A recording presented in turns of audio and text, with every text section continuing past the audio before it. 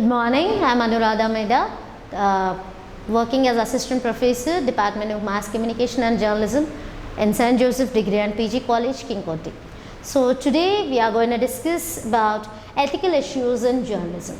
Before we start a class, what are these ethics? Ethics or morals is a set of rules which are set by the statutory bodies to be followed, to be mandatory by all the media houses. Okay, so how far these ethics are being followed by all the media houses, we shall be discussing. So before we get into the topic, we shall have an introduction like India, the largest democracy in the world, guarantees freedom of speech and expression under Article 19(1)(a). Recent examples of media manipulation and spreading of fake news raise ethical concerns globally. So that's the reason we get to see, due to the advancement of technology, today we get to see a lot of social media platforms without checking the facts, without going into the credentials of the news that is happening. People simply sensationalize the news. Whatever the sources they get, they simply randomly go about reporting it. The very essence of journalism is lost. Sometimes what happens until all the fake news also is part of it. Manipulated news also coming into the picture. Objective reporting is lost. Now subjective reporting is leading, I should say. So owned by the conglomerate are the most profitable industry, making billionaires in terms of economy. Internet usage allowed and enhanced the reach maximum audience from the metro cities to the remote location areas. What do you mean by media conglomerate? A conglomerate media is something, a single person having multiple businesses. So a person who is owning a newspaper is simultaneously having a news channel, a radio station and a social media platform, which is like making sure like his propaganda, his ideology is is leading and influencing the mindsets of the people. Right, whatever the assumptions or the subjective or a biased way of reporting is happening, is leading in this. So the very essence of journalism, this conglomeration is not at all entertained, because your ideology is multiplying and having its influence on the mindsets of the people. Although journalism ethics and codes are referred in Indian mainstream media, but most of the time news manipulation raise the ethical, systematic accountability and decision and protocols to the media industry. Right. Today most of the reporters, they are not literally following in line with the set of rules that are expected to be followed to maintain their credibility, to maintain, to serve the purpose of informing the people, not confusing the people. Okay. Now firstly, what is ethics? Ethics is moral rules of conduct that guides one's decisions. So it is a set of rules what a editor is following before he is making a conclusion of what should go on to the paper, what sources to be accompanied into that one particular news item and what should not be going into it. Right. Next, moral rule encompasses personal and code of conduct set by the organization, institution or society to where the person belongs to. Professional ethics, every profession has some ethics involved in it, be it a doctor, engineer or a journalist. Right. We have some set of rules, we have to abide by that. Why? Because we are very playing an important role in informing the societies, communicating between the between the system and the people. Right. What is media ethic? Media ethic includes issues of moral principles and values as applied to the conduct, that is their behavior, roles and content of mass media, in particular journalistic ethics and advertising ethics. So we got to discuss on elaborate picture about how an advertising which are keeping making a false claims are also a part of advertising that are reported. Right. What does media ethics include? Impartiality, objectivity. So both the terms almost means the same. As a reporter, as a journalist, you are here to report about an event as it is happening, not taking a side of any person or any institution. Right. You have to maintain that objectivity. Whatever event you are doing a reportage about, it has to be objective rather than subjective.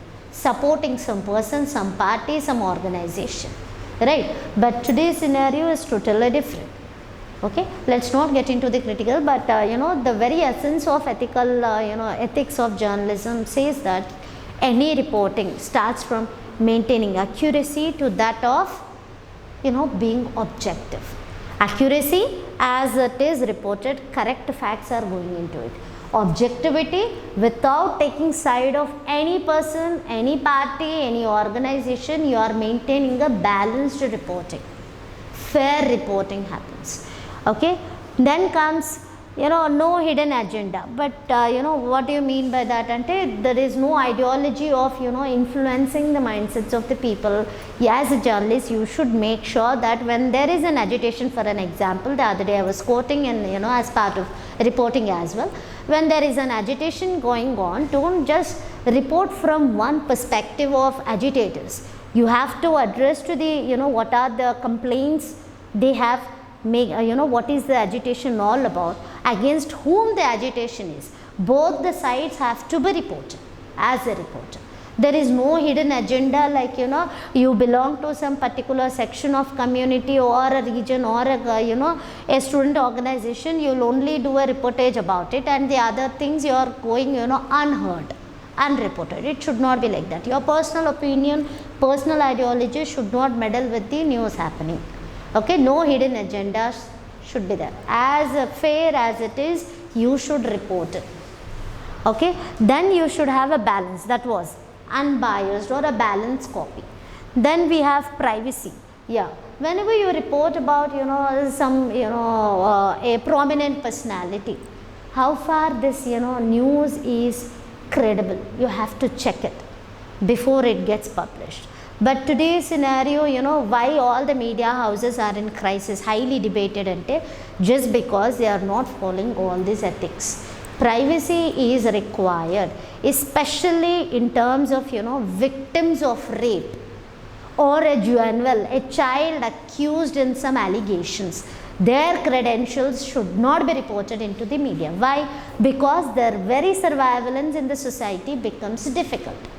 Each time when they move around, people try to identify those persons in connection to the case they are accused of, facing allegations of. So their identities should never be revealed. Okay, whenever there is a rape victim or a child involved in it, or some public figures going into some corruption activities and all, you should be very mindful of how a reportage has to be done. Okay, their credentials are never expected to be going as it is. There is something called a other name can be used while quoting the facts. Public interest. Any story that you are reporting, any news item that you are reporting should have a greater impact on the people. Its influence, its impact should be a maximum percentage of population. Like the other day I was quoting an example, a holiday declared by a college will have its impact only to that set of people who are associated with that organization. Suppose a government itself has declared a holiday, it will have an impact on a large number of audiences, and people are willing to read about it. Is it clear? So that is about public interest. Any story for that matter. It can be about politics, it can be about entertainment, it can be about any happening. It should have some public interest and influence and its impact on the people. Okay. Next is stereotyping. How do you stereotype? What is the stereotyping? This again means advocacy reporting. Stereotyping means advocacy reporting, speaking in favor of some party, in persons, in favor of some particular agenda, in favor of some particular person. This is what we get to see on a regular basis in media houses. Are we not doing? Yeah. Next is decency. Whatever reportage you are doing, you try to maintain a decency. These days many politicians are using abusive, unparliamentary language which are not expected from a public personalities. When such a footage is going live into the coverage, you should be very cautious about what should be going in air, what should not be going into that air. So it should be chopped up. You have to maintain the decency. Either a beep sound should be going into it, or a mute shall be censored. Okay, that is what we mean by decency. Obscenity, yeah, of course any news item should be free from this obscenity. Then we have something called freedom of speech. Just in the name of a guaranteed right under Article 19(1)(a), just because we are guaranteed a right, we are not allowed to report about anything in whatever fashion you want to. There are some reasonable restrictions imposed on it. Try to abide by that. Reasonable restrictions, whatever going into it. There is a saying like your freedom ends at the nose tip of others, right? Your freedom ends at the nose tip of others. Then we have something called advertising practices. So all the more reason, lot of advertisements we come across on a daily basis are making a false claims, right from that of cereals for kids to that of the bigger products. They are failing to keep up to their promise. But all these advertisings are having place in the media houses, whether it is television, radio, or for that matter print journals or magazines, newspapers. Okay, so these things include into that. Why is media ethics important? Because media is a very powerful and a responsible role to play as a fourth estate, fourth organ of any state. It has a role to play. It is a mediator between legislature and the people, executive and the people, judiciary and the people, right? We are doing a very responsible job of communicating the stuff, mediating between all the three organs of the states to that of the people, right? We have something called three organs. What are those three organs? We have something called legislature, executive, judiciary. This media is playing a very crucial role as a mediator between whatever the happenings are there in legislature, they are reported to the public, what are executive doings, they are reported to the public, and about the judiciary system also people are informed about it. So media happens to be the fourth estate of any organ. It has a greater impact and influence on the mindsets of the people as a mediator. Okay, build to trust. All the media houses have to build up their credibility, their trustworthiness among the loyal readers or the viewers of that particular television or a newspaper. How this credibility builds up? Maintaining accuracy and objectivity. If your newspaper maintains objectivity and accuracy, being very correct, whatever the stuff you are reporting, whatever the news coverage you are giving, you have to keep up all the credentials up to the mark. Okay, once the credibility is built, the readers loyally will be coming to your news organizations or your papers. They are happy reading your paper, watching your news channel. You have to build up that trust and credibility among the people. How do you build it? Just maintaining objectivity and accuracy in reporting. Objectivity means not being biased, and accountability or accuracy means quoting the credentials correctly. Okay, create mutual understanding. So it is not like always what is happening legislature is reported to the people, but it is two-way also happening. Whatever people grievances, complaints, what are their opinions, what are their suggestions, the same is carried forward to the policy makers. Their voices are heard through media. What are they looking for? If a budget is presented in the parliament or in the assembly, media coverage is given for that, and how people are reacting to it, how best would it have been, or what are their reactions, is it positive or negative? People are speaking about it. So the same is making a place in the media, their voice is also be heard. Okay, it is not alone these three organs giving information to the people, but people also have some suggestions, their perceptions, their views about these three organs, that also being covered by the media.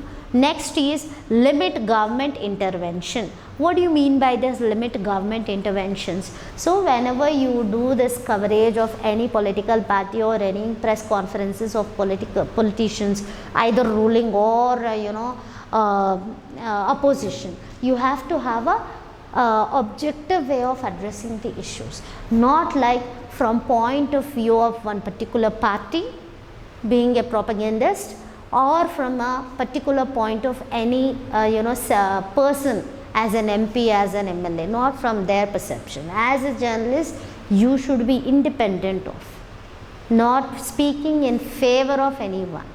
Okay, limit the government intervention to maintain the reputation. Of course, this media has to maintain its reputation, especially the positive reputation, what we always speak about.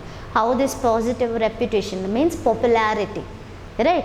Reputation in the sense how people try to figure it out from the set of media houses, whether you are in the positive notes or in the negative notes. Your reputation has to be built. How this reputation builds ante, again with the credibility, objectivity and accuracy that you are maintaining in giving a reportage. How you build up your trustworthiness, accountability, accuracy and objectivity, and how these three build are expected ante to have it will impact the reputation of your media houses, whether positive, negative, trustworthy, not trustworthy, okay, whether they are credible or not credible, whether they are objective, not objective. All the reportage what you have done in your papers or in your channels, it will tell the people whether your paper has to be trusted or not trusted. Okay. Next is professional satisfaction. Each journalist should have this. Before they are giving a reportage, out of a hurry, like I was always quoting this example about, as a reporter you must have come across an accident. How do you react as a profession of journalist or on a human grounds? But this is the syndrome going around in media houses. Out of grief for TRPs and all, exclusive video footages or exclusive reportage, in a hurry, they try to react on the professional grounds rather than on the humanitarian grounds. That is the reason all the media houses are nowadays in crisis. Same thing happens with the privacy. As a victim identified, in a rape or in some criminal charges, their identity is going as it is onto the paper without, taking the consensus from the victim's family. The reportage is done as it is, revealing their identity, which is not entertained, which is not supposed to be done by all the journalists. Next is create unbiased scenario in media. So yeah, try to create an unbiased. Your approach towards coverage should be free from subjectivity. Whatever reportage you are doing, whether it is entertainment, whether it is business, crime, political, it should be free from subjectivity. Try to be very objective and independent and unbiased. Okay. Why ethical questions raised against media? Paid news concept. Of course, due to this paid news, there is the very essence of journalism is lost. People are getting paid to, just to get their news item covered. Have we not discussed about this? Like an advertisement about any XYZ product. Though it is not keeping up to their promise, they are having their space in the media houses. It can be about Coca-Cola products, a soft drinks, or a cereal company, or a fairness, creams, all sort of cosmetics. They are having their advertisements in the media houses. They are giving a reportage. Their advertisement is being published. Their advertisement is being telecasted. But as a journalist, what are we how are we playing a safe role play ante by running a disclaimer, asking the media advertisers to have a disclaimer like how far their contents are free from chemicals, how far they are keeping up to their promise, what is the composition going into it. Okay. You have this paid news is highly debated these days. Yesterday we were speaking about sensationalizing news, yellow journalism, checkbook journalism. People are paid to get their news item covered, and media houses are falling in line for this paid news because lot of revenues they earn is through paid news only. Political affiliation. So of course, if a media house is belonging to one particular political party, what sort of outcome you get to see? They always speak positive about that. They try to hype about the propaganda, that ideology of that political party. right? They never go into the critical approach of that political party. Whatever the policy makers are doing from that political party, they are speaking addressed on a positive note, rather than being maintaining this unbiased or objective way of reporting. They are biased. Each political party have a media channel or a paper in India. This is the irony where we are landed up. That is the reason all the media houses these days are are questioned against their ethics, their morals. Okay, fake propaganda spread. Of course, these days even GOs are having fake circulations, right? Even a GO coming from Chief Minister and all have also all the social media platforms, we get to see a lot of fake news coming into picture. We are not able to make out what is original and what is fake, right? So this fake news should also be avoided by most of the media houses. Before they telecast, before they print, they should check their facts going into it. Some sort of fact checking has to be done. Next is more focus on profit making agenda. That is what? TRPs, exclusive footage. The more fast in reaching to an event and giving a reportage, more people will viewing your channel. In turn, what happens until your TRP rate increases. So people have this false agenda, setting their minds running for TRPs, sensationalizing news, increasing their TRPs. So this is not at all welcome. Before anything goes, again the same thing I say, keep checking the facts. Don't go by increasing your TRPs or some other profit making agenda. India rank in freedom of press index 2020 is 142 among 180. So this is where we landed up like. Factors to avoid for maintaining media ethics. Partisan. Partisan means speaking in favor of one particular party, person or organization. That means subjective reporting. Is that clear? What is partisan? Defamation. So how can you keep up these ethics? Factors to avoid for maintaining media ethics. What should be avoided ante? Subjectivity. First and foremost is subjectivity. Biased news should be avoided. Try to be objective. Try to be fair in reporting. The next thing is defamation. Don't try to give a reportage about all the defaming or contempt of court issues that are going around. Don't try to focus on that. Defamation. It can be libel or a slander. In types of verbal defamation is slander, written defamation is libel and all. The types of defamation. Defaming somebody, speaking ill about one particular person or an organization or an institute should be avoided, just to keep up with the ethics. Next is contempt. Contempt means speaking, contemning. You are not allowed to criticize about any person, or especially in media ethics we speak about contempt of court. Any verdict given by court should not be misinterpreted. You will be sued under court of law. Instigation of violence. Whenever there is a violence going on, don't try to give an exclusive reportage about one particular set. Try to give a fair reportage about, and don't give an elaborate. Like the other day I was telling, sensitivity of news is lost. Once a stabbing happens on the road, that visual will be running throughout the day. A person stabbing and all, that very essence of that sensitivity of that story is lost, right? So try to keep those things far away. Unnecessary reference of caste or religion. Please do not get religion or a caste or particular section into the news item. Don't try to only focus on those sets. Try to keep away from all those approaches. Glorification of social evils or a crime. That's the reason.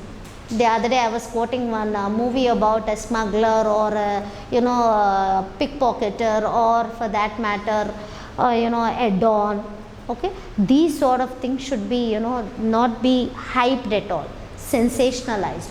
should not be giving an elaborate coverage about it, and do not glorify it. Don't try to portray him as an hero in the news items altogether, okay, because it is going to have its negative impact on the mindsets of the people. That is the first thing. And the second thing is the credibility of your media will be lost, because your media will be identified as either sensationalizing paid news or yellow journalism ka paper, or a tabloid journalism that we already spoke about. Your very credibility is lost. Okay, plagiarism. Of course, what do you mean by plagiarism? That means this literature is already published or telecasted somewhere, and again you people are publishing about it. Doesn't make any difference. People are not interested to read about it anymore. Try to keep this plagiarism part. Media trials. Okay, keep away with all those media trials, like media in debates and all. You get to see lot of the buck stops here. You have a critical issues to be discussed. Arnab Goswami, every day he has an elaborate discussions and debates throughout the prime time, right? All these debates and discussions should have a good selection of panel. Try to be maintaining ethics. Don't get propaganda into it. Try to stay away from it. Conclusion. India is the largest democratic country, and media plays an important role to maintain the identity and culture of the country. Media credibility and accountability can only be brought back by following media ethics. Of course, the credibility can only be built once you are strictly following all the set of rules, and journalist is expected to know about and follow. Okay. Media, under the influence of its conglomeration and corporate entities, should be adhered to its objectivity of truth, public welfare and credibility. Immediate action must be taken to stop fake news, ambush journalism, provocative and misleading stories. Of course, you should put a check to all this fake news, okay, and all those misleading stories where there is a mention about one particular caste, community or religion or their culture. You should never criticize about that. Press Council of India must maintain and take the strict action against the media organizations which are damaging the credibility of the press. Media should be the voice of unheard people. It must foster on the public welfare, right? So these are all about ethics and journalism.